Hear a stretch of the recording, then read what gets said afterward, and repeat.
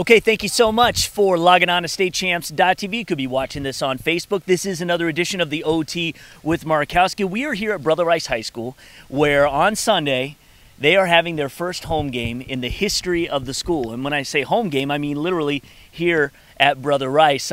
You know, we kind of teased it on the television side, but how about the matchup itself? De La Salle, Brother Rice, where they're both at right now in the season? Well, I think De La Salle's offense is, I don't think there's any question how well they're doing this year with Shane Morris doing his thing. I think they're going to have trouble against Brother Rice's defense, though. I don't think they've played a defense as good as Brother Rice, and that's probably you know, a statement that anybody can make because, you know, people like Pioneer don't have the defense that Brother Rice has. And also, talking with Al Fracassa during the week, the coach at Brother Rice, he really likes his offensive line. It's getting better and better and better. They have two starters returning from last year, and they're big. I mean, Al was joking with me. He says, Tom, when I'm in the huddle, I have to look up at all of them.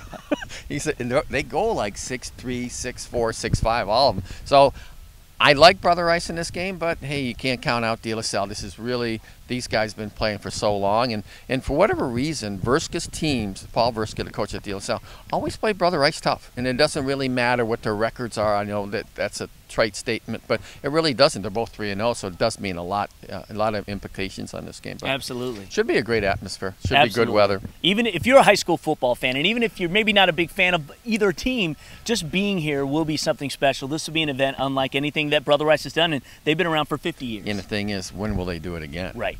Probably not for a long time, too. Right. It is going to be quite a show, so make sure you check it out.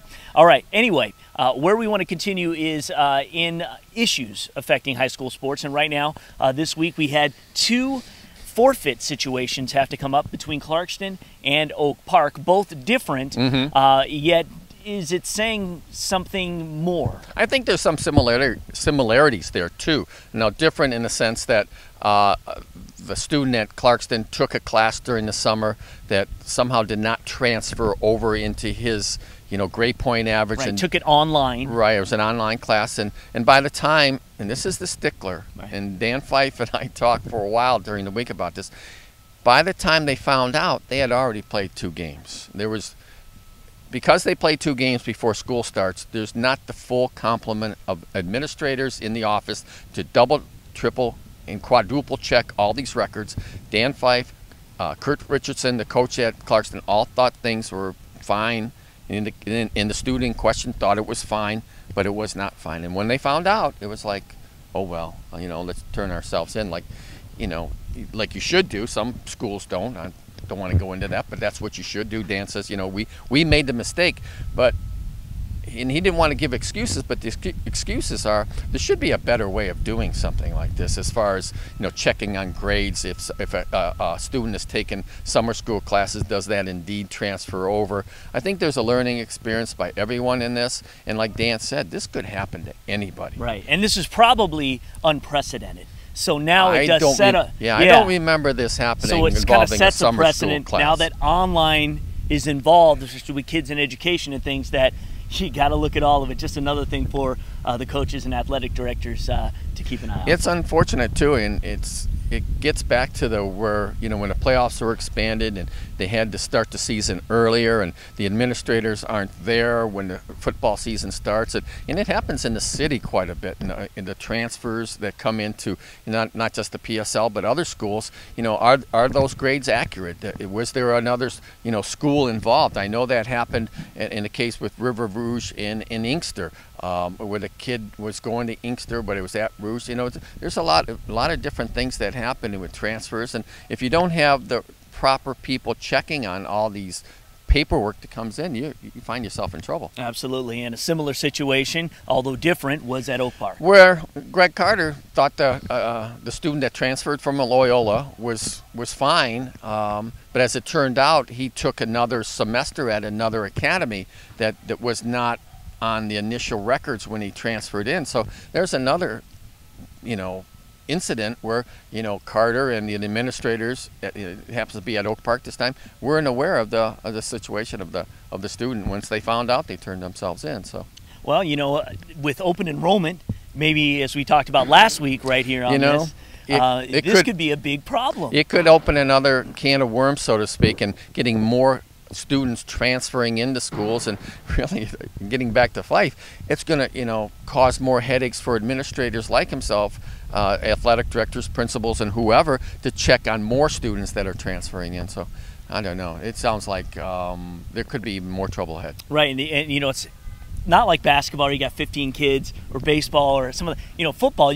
Gosh, Lake Orion sometimes trots out 80 kids. Right. You know, so man, that is a lot to be accounted for. Right, and it's a lot of work. It really is. You know, Dakota, for example, has 77. You know, to start the year. So you know, you have to check on all those records and transfers, and I guess it's easier in a situation like Trenton, for example, where they have closed enrollment, where it's just kids from Trenton there. That's easy to track their records. So I don't know. I know, and then those schools on top of that who've never had to deal with kind of open enrollment issues before, now all of a sudden they've got a whole can of worms that's open. Right, if that indeed does pass if that through. does pass, yeah. Hopefully it doesn't. Yeah, no doubt. All right, well, on a positive note, you know, it doesn't get enough exposure, definitely in local media. We try to point it out whenever we can, and that's the amount of charity games that take place every year.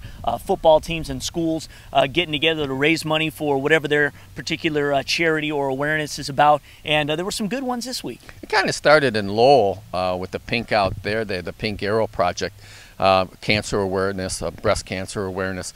I remember we were at St. Clair Shores Lakeshore last year, where they wore the pink uniforms, and Woods Tower also got involved with that. Well, this year Woods Tower is hosting Lakeview, and they're having a blackout where they're going to wear all black uniforms. So you know, they're all in support. It's all a great thing for these schools to do, and I really admire some of these administrators and coaches like Tom Hoover at Allen Park that are really taking extra hours to pull something like this off.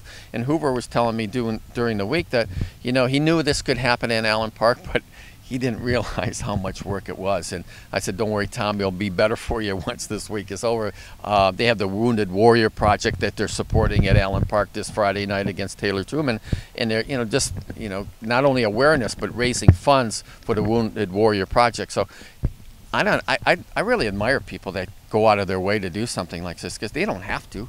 I mean, your job's busy enough. If you're a teacher and you're a coach, believe me, your time is taken up. So Hoover and the rest should be congratulated. Dan Eberhard at Warren Woods Tower, the same. Absolutely, and it just shows the giving that communities, you know, want to do and be able to give back. And really, on a personal note, for Mark Thomas at South Lyon, right, you know, his wife passed away for cancer. The school really rallied around him, and so they're having their Red Out, and that's on Friday. And you know, it's a situation where they're kind of paying tribute to him, and also bringing more recognition and support to the cause of cancer. And Romeo will have that next week, the following week. So it's a lot of communities getting involved. In fact, last year when Lakeview hosted that the Pink project, they were talking about having all the MAC schools get on board, which is you know, with all the schools, 30-some schools in the Macomb area conference, that would be some accomplishment if they could do that. It'd be great if they did. Absolutely. And Clawson has done the same, and we were out at one of their events a while back, and you know, and we see the volleyball teams do it. So it's not just football; it's all the teams. You see the whole athletic programs get involved. They'll have soccer and whatever. Absolutely. All right. Well, let's put you on the spot for a second here. At the time of filming this, it's Friday, so we don't know the event, the results yet of Week 4. However, just kind of your thoughts and maybe surprises so far through the first 3 weeks of the football season. Well, I'm surprised. Like Romeo is 1 and 2. I had them ranked really high. They really haven't got their offense off the floor, so to speak. Clarkston really isn't a surprise. I know it's a hit in the stomach there for them, hitting it, getting those 2 forfeits. Now they're really, you know, behind the 8 ball, so to speak. They don't have any margin for error. I'm impressed with Brother Rice. I knew there were some problems with replacing some of their defensive linemen. Their linebacking core was solid. Their defensive backs were solid. They've come along quite well. Catholic Central, the book is kind of still out on them. They haven't played the competition yet. That'll show up later when they play the Brother Rices and the St. Mary's. I don't know. Canton's still Canton. Plymouth's still Plymouth. I guess maybe a little surprise is how well Brighton's playing. They had a big game this weekend against Grand Blanc. Brighton hasn't been really on the radar, so to speak, and as far as making a move towards a possible state championship. When looking at the overall conferences, and speaking just with relative to Southeast Michigan. Is the Catholic League's Central Division, is that the most competitive, you think? Or are you seeing competitors like the OAA White, for instance? The OAA White is an unusual situation where they have so many talented players, and normally the red is better. And I'm not sure that was the case last year. The white might have been better last year as well as I think it is this year. It's just a cycle. You know, Harrison's having obviously a great year, but the other teams, like, you know, you go down the list: Oak Park, Farmington, Rochester Adams, Southfield. And there's a lot of Division II teams in there. You know, you look at a Rochester Adams, you look at a Southfield, Farmington, Harrison. All those teams are going to be in Division II, and you know, Brother Rice here too. Who knows what's going to shake up there? But it's cyclical. You might find like the red division in the OAA in 2 years might be that much stronger than the white. All right. Good stuff. It's another edition of the OT. We'll talk to you next week right here, so make sure you check us out.